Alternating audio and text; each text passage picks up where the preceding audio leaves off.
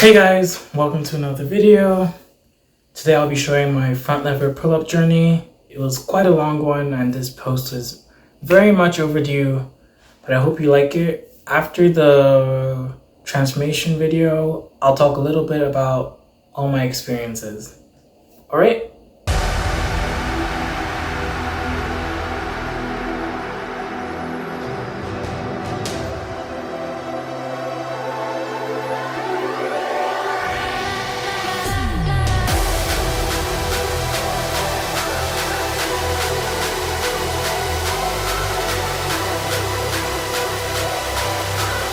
I need you seeing your fucking belly touching the fucking metal, man. I need you to feel stronger, because when you feel that, your mindset is gonna go through the roof. I assure you that shit, because touching a fucking rep, that changes the game for you.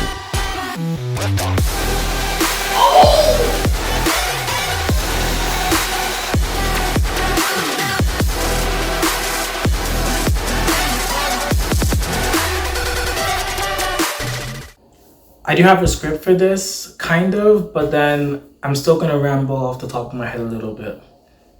So the first thing I learned was really just the impact of emotion and motivation. I'm grouping those together because they are very much dependent on one another. I can give an explanation on why both of those are important, but I'll just let this video by one of the strongest athletes ever speak for itself. C'est quoi le secret de l'entraînement pour toi? C'est quoi le secret pour être fort? 90% mental, hein. Moi je dis ouais, les entraînements, t'as beau forcer un maximum, t'as beau tout donner dans les entraînements, c'est bien, mais si t'es pas connecté réellement avec ce que tu fais de manière profonde, t'y arriveras pas, tu vois. T'as des mecs des fois qui s'entraînent pendant des heures et qui sont là en mode ah je comprends pas, je progresse pas. Moi il y a vraiment un feeling que je ressens et je me mets dans des conditions qui sont purement émotionnelles en moi, tu vois, genre vraiment où je me mets dans une... je vais chercher des émotions en moi pour des fois m'entraîner, tu vois, pour ressentir, avoir la vibe, être connecté, et après ça surfe. Ça surfe. I'll definitely say whenever I had moments in which I would train very passively, but for me feeling that emotion, just feeling it all throughout my attempts, especially before, that really helped me to improve a lot, especially when it came to the months that I was where my improvement skyrocketed. Because as you can see from my video, my progress wasn't necessarily super duper steady. There were lots of ups and downs. And I would definitely say both in the times that my mental state was good, my mental health, everything was going right, I was able to put in that emotion into street workout that I wasn't necessarily able to do before. And yeah, I do think discipline is important, but I think motivation is important. Even more important, actually. That's just something I ended up learning. One thing I ended up basically being able to do, it's honestly a skill, was really just learning how to motivate myself, learning how to just truly get things going when I'm there. So for example, I would be thinking about my attempts. While warming up, I'll think about my attempts. I'll think about how I would feel after making progress. I think about how... just generally how it would go, and just thinking positive thoughts about my training, which really hyped me up. Especially even the song that I would play during my warm-up, that was something I had to deliberately choose to really get myself into the mood. And then it kind of developed from there into, yes, there are days in which I might not necessarily feel like going to train, but I knew that if I were to get up and get to the garage, I would be able to really hype myself up to do my attempts with the maximum power and explosiveness that I needed.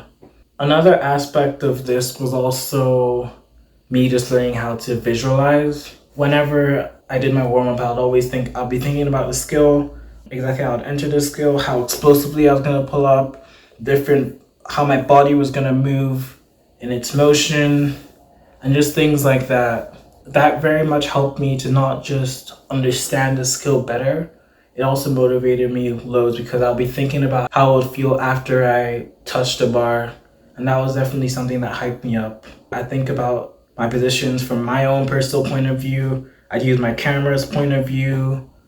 I'd use like all these different angles, and it definitely was something that helped. But there were certain technical aspects that I definitely struggled when it came to visualization.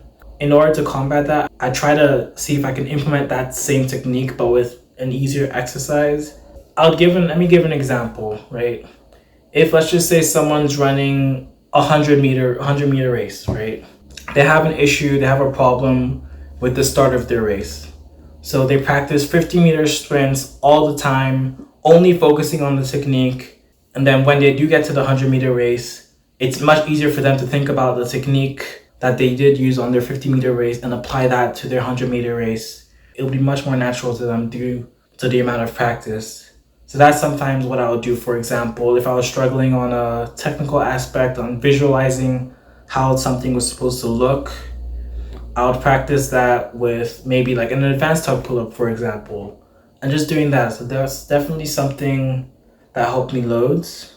Finally, one thing I had to learn was just to, quite frankly, leave my ego out the door. I remember when I initially wanted to do the skill, I wanted to unlock the skill using zero momentum, going with shoes, using the high bar. But as I was going and I was trying taking months upon months to get the skill, I wasn't necessarily seeing any results. And in that point, I had to really humble myself in order to make the progress that I needed to make and just get that volume and those repetitions before being proficient enough to be able to add those different things. Like the very first transition I did, and it was a very slow process for me. The very first transition I did was to lower the bar from doing high bar attempts to doing attempts on the lowest bar setting I could do. That was the first one. The second transition for me was doing attempts without shoes. That was a very big one for me. And then the last thing was finally using momentum. That one, it was I had to really get creative in how I could use that momentum, but I'm glad I made all of those adjustments because I probably would still be stuck like doing half from pull-ups if I didn't make all of those adjustments at this point in time. And then now I'm just planning to increase my volume, get more and more reps, so I can get that bit of volume before then translating that volume into clean form. And the final thing I would say was me learning to focus on the skill. There were many moments, I remember at that point I was training my front lever pull-up, but I was also doing a lot of wide front lever stuff. I was progressing a lot in my wide front lever, but not so much in my regular front lever pull-up.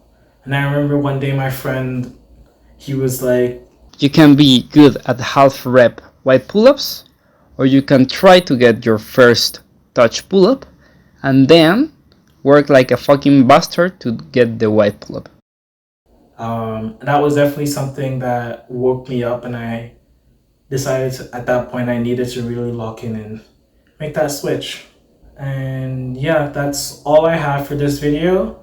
If you've liked it, leave a like, leave a comment. If you have any questions, I would gladly take the time to answer. Thank you so much for your time. I know this is a long one, and have a wonderful day.